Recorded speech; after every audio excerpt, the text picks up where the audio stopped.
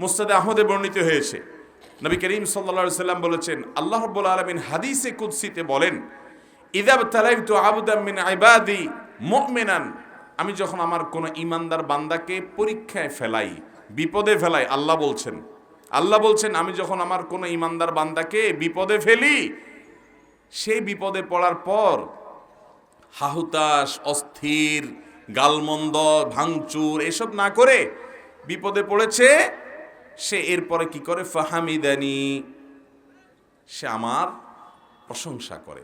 ওয়াসবার আলা মা আবতালাইত,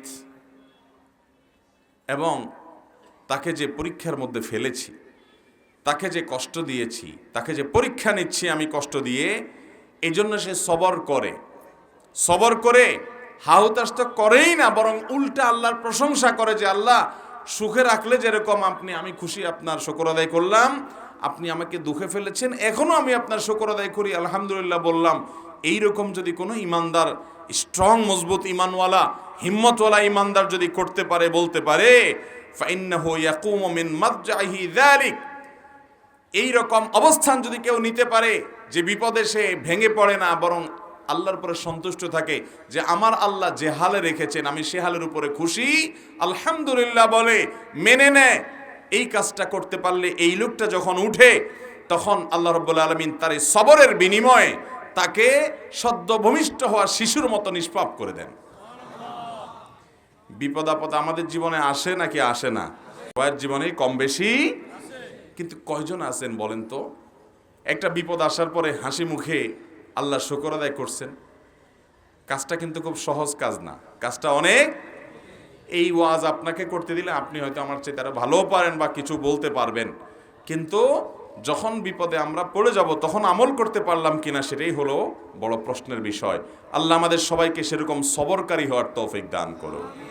নামাজি মুসলমান পাবেন, রোজাদার মুসলমান পাবেন, দাড়িয়ালা মুসলমান পাবেন, কিন্তু সবরকারী মুসলমান খুব বেশি পাবেন না।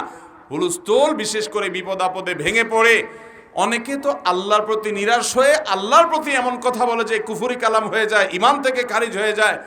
মনে রাখবেন, আপনার যে কোনো বিপদ, যে কোনো আপনার জীবনের কষ্ট, এই সবগুলো আল্লাহ তাআলা দেখছেন কি দেখছেন না? আল্লাহর নিয়ন্ত্রণের বাইরে কি কিছু আছে? আল্লাহর নিয়ন্ত্রণের বাইরে কিছু আছে? কিচ্ছু নেই। অতএব আল্লাহ রাব্বুল আলামিনের কাছে নিজেকে সারেন্ডার করতে হবে, সঁপে দিতে হবে, সমর্পণ করতে হবে, তার সামনে নিজেকে উপস্থাপন করতে হবে। বিপদে আবার হাসবেন কিভাবে? আচ্ছা, বিপদে আবার আল্লাহর প্রশংসা করবেন কিভাবে? ধরুন আল্লাহ তাআলা আপনাকে একটা বিপদে ফেলেছেন কি? আপনি কোথাও যাচ্ছেন, রোড অ্যাক্সিডেন্টে আপনার একটা ছেলে দুনিয়া থেকেই চলে গেল। আপনারা কয়েকজন ছিলেন পরিবারের সদস্য, অন্য সবাই বেঁচে আছে, একজন দুনিয়া থেকে চলে গেছেন, বাকি যারা এক দুজন আছেন তাদের কেউ হাত ভাঙছে, কারোর পা ভাঙছে, কেউ হয়তো পুরো ভালো আছে, কিছু হয় নাই। এখন কথা হলো যে বিপদ হলে আবার আল্লাহর প্রশংসা কিভাবে করব? আমার ছেলে মারা গেছে, আমি বলবো আল্লাহ আপনার শুকর, এটা কেমনে সম্ভব? এটার উত্তর হলো, আপনি দেখবেন আল্লাহ রাব্বুল আলামিন আপনাকে যে বিপদে ফেলেছেন, এই বিপদটা এর চাইতে আরো অনেক বড় হতে পারত। আপনার সবগুলা ছেলে শেষ হয়ে যেতে পারত, আপনার আরেকটা ছেলে মারা যেতে পারত, আপনি নিজে মারা যেত, আপনার পরিবার বিপদে পড়তে পারত, হতে পারত কি পারত না? তো আল্লাহ রাব্বুল আলামিন আপনার জন্য যেটুকু নেয়ামত রেখেছেন ওইটুকুর দিকে তাকে ইমানদার যখন আলহামদুলিল্লাহ বলবে, ওই বিপদে সবরের বিনিময়ে আল্লাহ তাআলা তাকে নবজাতক, সদ্য ভূমিষ্ঠ হওয়া শিশুর মতো নিষ্পাপ করে দিবেন, জান্নাত দান করবেন ইনশাআল্লাহ। বিপদে সবর করা সহজ কাজ নয়, এ বিষয়ে ওয়াজ করা সহজ। আল্লাহ আমাকে সবরকারী হওয়ার তৌফিক দান করুন, আপনাদেরকেও দান করুন। মোহতারাম হাজরিন, as-sabru জাযাউহু আল জান্নাহ, সবরের বিনিময়টাই হলো জান্নাত। আল্লাহ কোরআনে বলেছেন, ইন্নামা ইউওয়াফাস সাবিরুন আজরাহুম বিগাইরি হিসাব, যারা ধৈর্যশীল হবে, নিজেকে নিয়ন্ত্রণ করতে পারবে, এদের বিনিময়ে আল্লাহ তাআলা কোনো যোগ বিয়োগ করে দিবেন না। আল্লাহর কাছ থেকে যোগ বিয়োগ করে পায়ে জান্নাত পাওয়া বড় কঠিন। বিনা হিসাবে যদি জান্নাতে চান, বিনা হিসাবে যদি আল্লাহর কাছ থেকে সওয়াব পেতে চান, তাহলে আপনার জীবনের প্রতিটি পদক্ষেপে যত কঠিন সময় আসুক, পাহাড়ের মতো অটল হয়ে থেকে আপনাকে সবর করতে হবে, ধৈর্য ধারণ করতে হবে, নিজেকে নিয়ন্ত্রণ করতে হবে।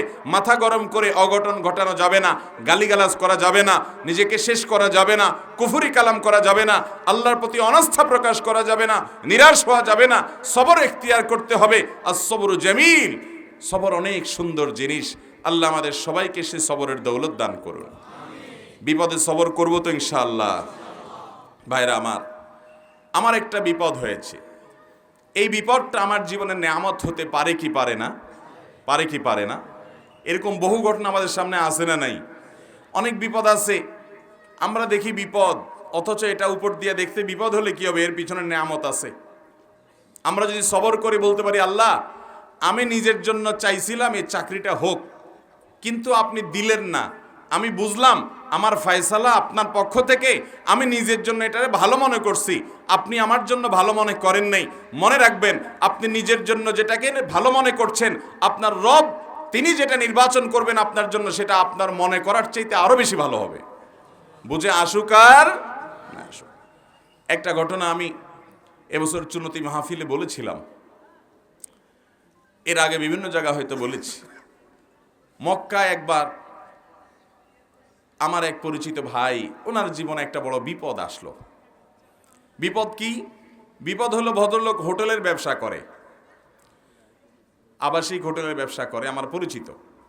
আমি সৌদি আরবে থাকাকালীন সময় মক্কা আসলে ওনার হোটেলে অনেক সময় থাকতাম। তো সে ভাই, উনি হঠাৎ করে দেখি মন টন খারাপ। কিরে ভাই মন খারাপ কেন? বলে হুজুর মন খারাপ, দেশে চলে যাব। অনেক বছর ছিলাম সৌদি আরব মক্কা শরীফে, আল্লাহর ঘরের পাশে হাজিদের খেদমত করছি বহুত, কিন্তু এখন চলে যেতে হবে দেশে। কেন, কি সমস্যাটা কি? বলে ভাই একটা হোটেল, আমি এই যে হোটেলটা আমি থাকি আপনি জানেন, এই হোটেলটা আমি মালিকের কাছ থেকে সারা বছরের জন্য ভাড়া নিয়ে নেই। সম্ভবত 1 মিলিয়ন রিয়ালের কথা তিনি বলেছেন, যে 1 মিলিয়ন রিয়াল দিয়ে এটা আমি সারা বছরের জন্য ভাড়া নিয়ে নেই। এরপরে 12 মাস আমি হাজিদেরকে রাখি, এখান থেকে প্রফিট করি, আমার সংসার চলে। আলহামদুলিল্লাহ, আল্লাহ আমাকে সুখে শান্তি রাখছে। এখন হঠাৎ করে আমারই আরেক বাংলাদেশি ভাই, সে হিংসা করে হোক আর যাই হোক, আমার যে মালিক এই হোটেলের কফিল, তার কাছে যায় ফুসলায় ফাসলায় বলতেছে, এই বিল্ডিং তুমি তারে 1 মিলিয়ন দিছো, আমি 12 লাখ দেব। সে 10 লাখ দেয়, আমি 12 লাখ রিয়াল দেব, আমার দিয়ে দাও। তো সৌদি বেচারা 2 লাখ রিয়াল বেশি পাইছে, বলে ঠিক আছে সামনের বছর তোমার আর বিল্ডিং দেবো না, আমি আরেকজনটা দিয়ে দিয়েছি অলরেডি 12 লাখে, এই বছর শেষ করি, তোমার শেষ। বেচারা বলে একই হোটেল, অনেক দিন পর্যন্ত এই হোটেলে ছিলাম, এখন এটা আমার হাতছাড়া হয়ে গেল। যেই লোক 12 লাখ দিয়ে নিয়েছে সে ব্যবসা করা কঠিন হবে, কারণ ব্যবসায় না আগের মতো নাই। 10 লাখ উঠাইতে আমার কষ্ট হয়, সে কেমনি 12 লাখ করবে? তাও হিংসা করে করছে। এই যে আমার পেটে লাথিটা মারলো, হোটেলটা হাতছাড়া হয়ে গেল, এত বছর একটা হোটেলে ছিলাম, এখন হোটেলটা ছেড়ে দিতে হলো। এই জন্য হুজুর মনের দুঃখে চলে যাবো, আর দেশে থাকবো না। উনি দেশে চলে আসছে, শেষ পর্যন্ত একসাথে চলে আসছে। ঠিক আছে, সে আর হোটেলে ব্যবসা মক্কা করবে না। মনের দুঃখে এত বড় একটা আঘাত, এত বছরের উপার্জনের জিনিসটা তার মুখ থেকে ছিনাই নিয়ে গেছে। আমারও খুব খারাপ লাগলো, দোয়া করলাম আল্লাহ আপনাকে সবরের তৌফিক দান করুক। দেখেন দেখেন সবরে কি হয়। এই ভদ্রলোক দেশে চলে আসছে, আসার কিছুদিন পরেই শুরু হয়ে গেল করোনা। কি শুরু হয়েছে? এবার হোটেলের কি হয়েছে? আর সৌদি আরবে বাসা ভাড়া, হোটেল ভাড়া এগুলো অগ্রিম দিতে হয়। আগে টাকা অগ্রিম সব দিয়ে দিবেন, এরপরে আপনি ভাড়া পাবেন। তো টাকা তো সব সৌদি মালিকরে দিয়ে দিছে 12 লক্ষ রিয়াল। টাকা দেওয়ার কিছুদিন পরেই শুরু হয়ে গেছে কি, এবং করোনা লাস্টিং করছে কত বছর? 2-2.5 বছর। এই 2-2.5 বছর মক্কা বন্ধ, উমরা বন্ধ, হজ, হায় হায়। তাহলে বেচারার হোটেলও 2 পয়সাও ইনকাম। এবার আমি ওই ভাইকে বললাম, ওনার নাম টিপু ভাই, বললাম টিপু ভাই, আল্লাহ যে আপনার এত বড় এহসান আপনার উপরে করলো, আর ও আপনারে খুঁটা দিতে চাইছে, গর্ত করছে, গর্তে অরে ফেলাইছে। আপনি যদি 12 লাখ টাকা দিয়ে ভাড়া, 12 লাখ রিয়াল দিয়ে যদি ভাড়া নিতেন হোটেলটা, তো 12 লাখ রিয়াল তো পুরোটাই জলে চলে গেছে। আল্লাহ তাআলা আপনি গর্তে পড়তে নিছেন, 2 মাস পরে 1 মাস পরে করোনা আসবে, আল্লাহ ধাক্কা দিয়ে আপনারা বাংলাদেশ পাঠায় 1 মিলিয়ন রিয়াল বাঁচাই দিছে। ভদ্রলোক চোখের পানি ফেলে দিলেন। ওই যে ভাই ব্যক্তিগতভাবে আপনি চিনেন টিপু ভাই রে? ও ভাই চিনে, বলে মাশাআল্লাহ, সাক্ষীও আছে। আমার জুমা মসজিদে একবার এই ঘটনা বলার পর, অদ্ভুত ব্যাপার, ওনার সাথে, উনি আমার মসজিদে কোনোদিন আসে নাই। ওই দিন জুমার সময় আমি ঘটনা বলছি, ঘটনার পরে আয়সা দেখে আমার সামনে খাড়া নামাজের পরে, বলে আমি উপরে দোতলা বসে শুনছি আপনি আমার গল্প বলছেন। ভাইরা আমার, এরকম এক ভাইয়ের কথা বলেছি, এরকম শত শত হাজার হাজার মানুষ আমরা আমাদের মধ্যেও আছি, আমরা নিজেরা ফিল করি না। আল্লাহ যদি কোনো বিপদ দেয়, আমি দেখতেছি আমার ক্ষতি, এই ক্ষতির পেছনে আমার কোনো কল্যাণ থাকতে পারে কি পারে না? দুনিয়াতে যদি কোনো কল্যাণ নাও থাকে, আর বিনিময় যদি আল্লাহ কিয়ামত দিন ডাইকা বলে, বান্দা তোরে এতগুলা বিপদ দিছিলাম, তুই অধৈর্য হস নাই, সবর করছস, বিনিময় আজ যা তোরে জান্নাতটা দিয়ে দিলাম। লস প্রজেক্ট না লাভের প্রজেক্ট? ইমানদারের লস হবে? অতএব সবর করবো তো ইনশাআল্লাহ। গালিগালাজ করবেন রাগ হলে, বিপদ হলে গালিগালাজ করবেন, আসার ফিসার করবেন, আল্লাহর প্রতি অধৈর্য হবেন, সবর করবেন তো ইনশাআল্লাহ। বিপদ হয়েছে বোর গোষ্ঠী উদ্ধার করবেন, গায়ে হাত তুলবেন, সবর করবেন তো ইনশাআল্লাহ। সবর করলে ভাই আল্লাহ রাব্বুল আলামিন অফুরন্ত সওয়াব দিবেন বিনা হিসাবে। আল্লাহর কাছ থেকে সওয়াব আর জান্নাত পেতে চাইলে সবরের কোনো বিকল্প, সবরে মেওয়া ফলে মুখে বললে হবে না, আমলও করতে হবে। অনেকে সবর করে, কিরকম সবর জানেন? ধরেন মসজিদ থেকে জুতাটা চোরে নিয়ে গেছে, এরপরে সে অস্থির হয়ে চোরের 14 গোষ্ঠী ধরে মা বাপ তুলে গালিগালাজ দিয়ে মসজিদ কমিটির গোষ্ঠী উদ্ধার করে, এরা সিসি ক্যামেরা রাখে না কেন, জুতা চোর এখানে কেন আসে, আমার এটা হইলো কেন, অস্থির সস্থির হইয়া দেখছে যে লাভের লাভ তো কিছু না, জুতা তো নিয়ে বেচারা পারে পার। এবার শেষমেশ সব গালিগালাজ এর ভান্ডার শেষ, আর গালি মুখ দিয়ে আসে না, যা ছিল মুখস্থ সব দেওয়া শেষ হয়ে গেছে। এবার বলে যে কি আর করা, আল্লাহ ভরসা, সবর করি। এটা কি সবর হবে? ইন্নামাস সবরু ইনদা সাদমাতিল উলা, নবীজি সাল্লাল্লাহু আলাইহি সাল্লাম বলেছেন সবর হবে প্রথম ধাক্কার সময় নিজেকে নিয়ন্ত্রণ করতে পারলে, ঢোক গিলে ফেলতে পারছেন, নিয়ন্ত্রণ করতে পারছেন, মুখ দিয়ে খারাপ কিছু বাইর হয় না, এর নাম সবর। চেষ্টা করবেন তো ইনশাআল্লাহ, সবর করার চেষ্টা করবেন তো ইনশাআল্লাহ। আল্লাহ আমাদের সবাইকে তৌফিক দান করুন। আল্লাহ কোনো বিপদ দিয়েছেন, বিপদে আপনি অস্থির না হয়ে বরং উল্টা বলতেছেন, আল্লাহ আপনি সুখ দিয়েছেন, তখন আপনার প্রশংসা করেছি, আপনি আমাকে দেন নাই, আমি তাও আপনার শুকর আদায় করি, আলহামদুলিল্লাহ, আমি তখনও বলছি। দুঃখে আলহামদুলিল্লাহ বলার সোজা কথা না ভাই, চুপচাপ থাকা এটা মোটামুটি যায়, কিন্তু চুপচাপ শুধু না, আল্লাহ দিছে দুঃখ, আমি বলতেছি আল্লাহ আলহামদুলিল্লাহ, শুকর, আমি খুশি আল্লাহ, আমার কোনো দুঃখ নাই, আপনি আমার জন্য যা নির্বাচন করেছেন, আমার নিজের নির্বাচনের চাইতে আপনার নির্বাচন নিশ্চয়ই অনেক বেশি আমার জন্য ফলপ্রসূ উপকারী হবে, আমি মেনে নিলাম। শুধু তাই নয়, আমি আপনার এই না দেওয়ার কারণে, এই বিপদের কারণে উল্টা বরং আপনার প্রশংসা জ্ঞাপন করছি, এটা অনেক বড় একটা ব্যাপার।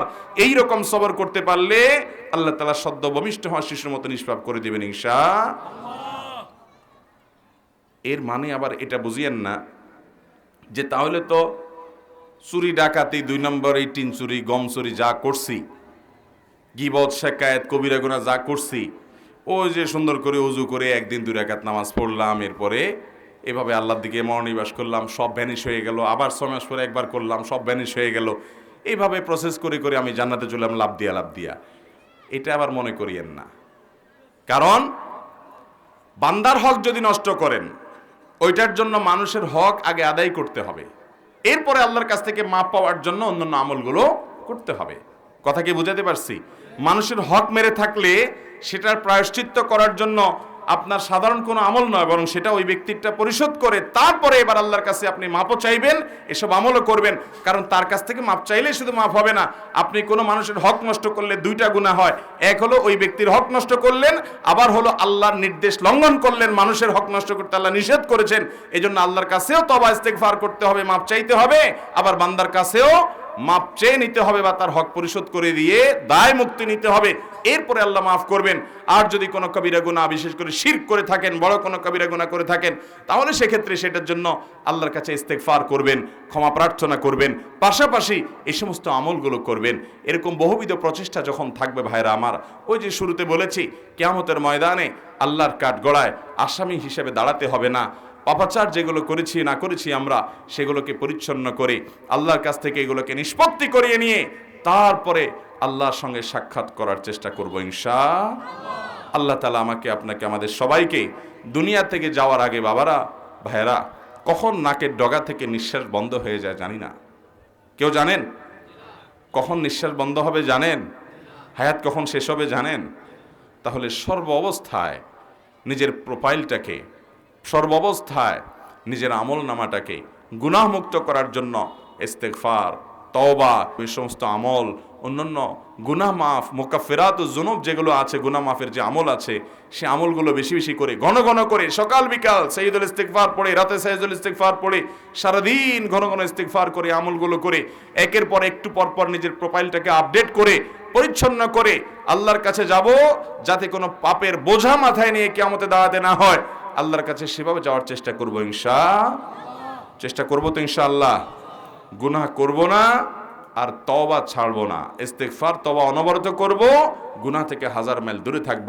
এই সমস্ত আমল, এর কথা শুনে কেউ যেন এই বিভ্রান্তিতে না পড়েন, তাহলে তো আমল এগুলো আছেই। অতএব ঠান্ডা মাথায় আকাম কুকাম করতে থাকি, গুনাহ টুনা করতে থাকি, এই যে এই পদ্ধতিতে আমল করলাম আর আল্লাহ মাফ করে দিবে। ভাইরা আমার, এটা ভুল পদ্ধতি। কারণ আল্লাহ তাআলা আপনার এই আমলগুলো কবুল করে সেটাকে উপযুক্ততা সেই লেভেলে নিয়ে আপনাকে মাফ করে দিবেন এবং সেটা আপনি লাভ করবেন, সে নিশ্চয়তা আপনার তো নয়। আপনি চেষ্টা করতে পারেন, তাছাড়া আপনার গুনাহ মাফের রাস্তা আছে দেখে ঠান্ডা মাথায় আপনি গুনাহ করবেন, এটা রীতিমতো আল্লাহ রাব্বুল আলামিনের সঙ্গে বিদ্রোহ করার মতো, অভদ্রতার শামিল, অসৌজন্যতার শামিল। কারোর হাতে কাটা গেলে, পায়ে কাটা গেলে সে কোনো মলম দিলে ভালো হয়ে যায়। এই জন্য ঠান্ডা মাথায় ছুরি চাকু দিয়ে কেউ কাটে না, কেটে গেলে তখন মলম লাগাই দেয়। ভাইরা আমার, গুনাহ মাফের জন্য আল্লাহর কাছে ইস্তেগফার করার রাস্তা আছে, সেটা মাথায় রেখে ঠান্ডা মাথায় কোনো বুদ্ধিমান মানুষ গুনাহ করতে পারে না। ইস্তেগফারের যে তৌফিক হবে আপনি কিভাবে জানলেন? আর সেটা কবুলও হয়ে যাবে, সেভাবে করতে পারবেন, সেটাই বা কিভাবে নিশ্চিত হলেন? এই জন্য জ্ঞাতসারে আমরা আল্লাহর অবাধ্যতার পথে পা বাড়াবো, চেষ্টা করবো তো বেঁচে থাকার। আল্লাহ আমাকে, আপনাকে, আমাদের সবাইকে মৃত্যুবরণ করার আগে, দুনিয়া থেকে যাওয়ার আগে পরিপূর্ণভাবে নিজেদের গুনাহগুলোকে আল্লাহর কাছ থেকে মুক্ত করে যাওয়ার তৌফিক দান করুন।